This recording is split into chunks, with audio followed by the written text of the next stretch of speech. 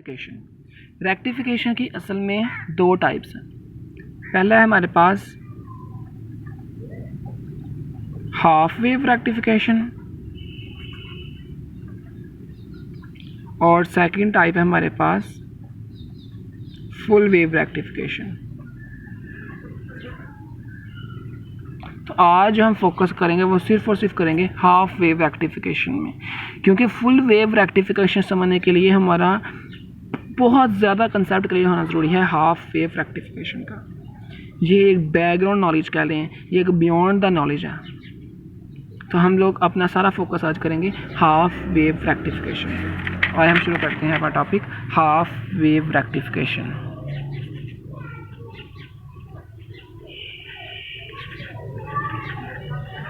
देखिए, rectification word की तो हमें समझ आ गई है कि हम लोगों ने यहाँ पे करना क्या है। हम लोगों ने यहाँ किसी भी तरीके से एसी को डीसी में कन्वर्ट कर देना है with the help of diodes. लेकिन हाफ वेव का मतलब क्या, वो भी हम समझ लेंगे बाद में। तो चलें हम शुरू करते हैं। इसके लिए हमें क्या चाहिए, इसके लिए हमें सबसे पहले चाहिए डायोड, एक डायोड जस्ट। इसके साथ हमें क्या चाहिए, हमें चाहिए वायर, और थर्ड नंबर पे हमें चाहिए इनपुट। ज़ाहिर है आप लोग जानते हैं, आप रेक्टिफिकेशन कर रहे हैं, एसी को डीसी में कन्वर्ट करना चाह रहे हैं, तो यहाँ पे जो इनपुट होगी हमारे पास वो होगी एसी सप्लाई। तो हमारे पास सिर्फ ये तीन इनपुट्स होने चाहिए। ये तीन चीज़ें अगर हमारे पास हैं तो हम रेक्टिफिकेशन बहुत अच्छे तरीके से समझ सकते हैं। तो आइए शुरू करते हैं। तो सबसे पहले मुझे चाहिए डायोड्स। मैं यहाँ डायोड ना आ रहा हूँ, तो मैं सबसे पहले यहाँ पे डायोड का सिंबल बनाऊँगा। तो कल की वीडियो में बता चुका था डायोड किससे रिप्रेजेंट करते हैं। तो ये डायोड का सिंबल है, एक ट्राइंगल है, उसके सामने एक लाइन है। तो ये जो लाइन है ये हिस्सा कहलाता है P और ये हिस्सा कहलाता है N। अब मैं क्या कर रहा हूँ, अब मैं वायर लेके आया। ये वायर के दो हिस्से सिरे हैं, एक एंड है, ये सेकंड एंड है। मुझे डायोड चाहिए था, वो मैं बना चुका हूँ PN जंक्शन। ये डायोड है, ये डायोड बन गया इतना सा। अब है सेकंड वायर, तो ये मैं वायर के दो एंड बनाया है, ये वन एंड है, ये सेकंड एंड है। अब चाहिए इनपुट एसी सप्लाई, तो वो किस तरह लगानी है, वो ये भी वायर है, ये जो भी स्ट्रेट लाइन है सारी वायर्स हैं। तो यहाँ पे मैं लगा रहा हूँ एसी सप्लाई, और एसी सप्लाई का ये निशान है, यहाँ मैं लिख देता हूँ एसी सप्लाई। अब इस फिगर को समझने के लिए हम लोग इस हिस्से को पहले समझ लेते हैं। इससे क्या मुराद है, फर्ज करें ये 5 वोल्ट की एसी सप्लाई है। ये है मेरे पास मेन लाइन। कौन सी लाइन है मेरे पास, मेन लाइन।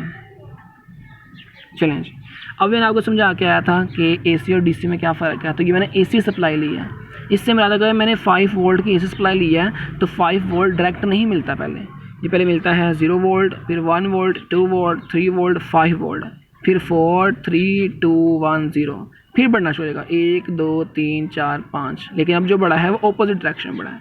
तो इसका मतलब ये है, इस पॉइंट से पहले ये एक डायरेक्शन है, इस पॉइंट से पहले ये सेकंड डायरेक्शन है। तो पहले हम इसका जिक्र कर लेते हैं, दोनों आपस में मिक्स ना हो जाएं। तो ये पहली डायरेक्शन को मैं पॉजिटिव नाम दे रहा हूँ, सेकंड डायरेक्शन को नेगेटिव नाम दे देता हूँ, ताकि मुझे आगे जाकर स्टडी करना आसान हो जाए। यानी कि इस चीज़ की बजाय में अब ये चीज़ समझ लेते हैं। समझिए कि ये सिर्फ इतना सा हिस्सा यहाँ लगा हुआ है। हाँ जी, फर्स्ट हाफ साइकिल में हमारे साथ क्या होने लगा है वो चेक कर लेते हैं। फर्स्ट हाफ साइकिल, तो ये पूरा हमारा साइकिल है और ये हमारा फर्स्ट हाफ साइकिल पॉजिटिव। इस पॉजिटिव से ये मुराद है कि अभी हमने सिर्फ ये पोर्शन प्रोवाइड किया है डायोड को। दोबारा सुन लें, डायोड है, वायर्स हैं और ये एसी सप्लाई है। एसी सप्लाई असल में ये सारी की सारी यहाँ पे प्रोवाइड की हुई है, लेकिन वो दो अलग अलग डायरेक्शन है। एक ये डायरेक्शन है, एक ये ऑपोजिट डायरेक्शन है। तो हम 1 बाय 1 समझ लेते हैं ना।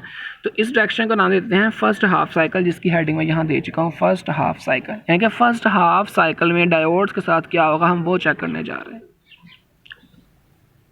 ये जो मैंने ग्राफ बनाया ये इनपुट का ग्राफ है, जो हमने खुद लगाया, ये इनपुट यहाँ लगाई हुई है। अभी आउटपुट क्या होगी वो हमने आगे ग्राफ बनाना है। अभी हम सिर्फ चेक करना चाह रहे हैं फर्स्ट हाफ साइकिल का। फर्स्ट हाफ साइकिल से मुराद है प्लस मतलब ये सामने कर लिया प्लस, और ये हिस्सा हो गया हमारा नेगेटिव।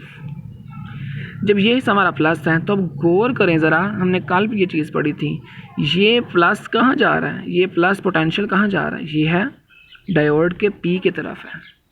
और कल हम लोगों ने क्या पढ़ा था कि अगर हम डायोड के P को बैटरी के पॉजिटिव से जोड़ देंगे तो डायोड क्या हो जाएगा, फॉरवर्ड बाइज्ड। तो हमने क्या सीख लिया कि एसी प्रोवाइड करते हुए जो फर्स्ट हाफ साइकिल होता है उसमें आपका डायोड क्या होता है, फॉरवर्ड बायस्ड। तो हम यहाँ लिख लेते हैं फर्स्ट हाफ साइकिल में हमारे पास चूँकि पी रीजन किससे जुड़ा हुआ है, पॉजिटिव सिरे से, तो ये हो गया फॉरवर्ड बायस्ड। ये क्या हो गया, फॉरवर्ड बायस्ड। और हम लोगों ने कल डिस्कस भी किया था बहुत अच्छे तरीके से कि फॉरवर्ड बायसिंग में करंट क्या होती है, सीवरल मेगा ओम। दोबारा गलती हो जाती है, सीवरल मेगा एम्पियर्स, या आप कह सकते हैं मिली एम्पियर्स। ये चेंज कर लेते हैं, ये थोड़ी सी मिस्टेक है। फॉरवर्ड बायस्ड और करंट होगी भी इसमें मिली एम्पियर्स। इसका मतलब ये है कि जब एसी सप्लाई का ये वाला पोर्शन डायोड को मिलता है तो डायोड क्या होता है, फॉरवर्ड बायस और करंट फ्लो करना शुरू हो जाती है। अगर मैं इस हिस्से का ये इनपुट मैंने प्रोवाइड कर चुका हूँ, अब मुझे इस हिस्से का आउटपुट मिलेगा, तो जैसा मैं इनपुट प्रोवाइड करूँगा मुझे आउटपुट भी वैसा ही मिलेगा। अब ये मैंने कहा है कि इस रीजन में फॉरवर्ड बायस होता है, करंट मिली एम्पियर्स की होती है, तो जाहिर है यहाँ करंट फ्लो करेगी, तो करंट की डायरेक्शन होगी ये।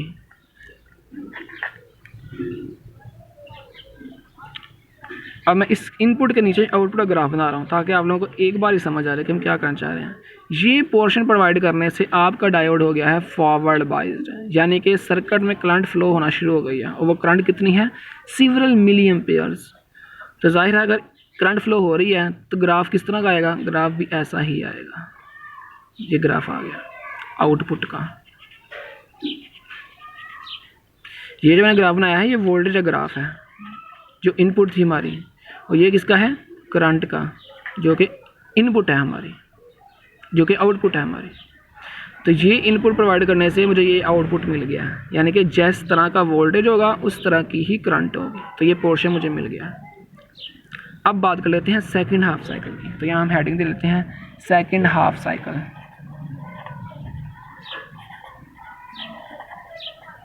अब चेक करते हैं सेकंड हाफ साइकिल में क्या होगा। तो यहाँ जो बच्चों ये है हमारा सेकंड हाफ साइकिल। ये अब आपने डायरेक्शन रिवर्स करनी है, यानी कि जहाँ आपने प्लस किया था वो पोर्शन बन जाएगा नेगेटिव, जहाँ आपने माइनस किया था वो पोर्शन बन जाएगा पॉजिटिव।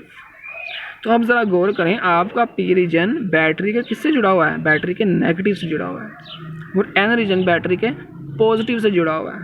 तो इस केस में चूँकि एन बैटरी के नेगेटिव पॉजिटिव से और पी रीजन बैटरी के नेगेटिव से जुड़ा हुआ है, तो ये हिस्सा बन जाएगा रिवर्स बायस्ड।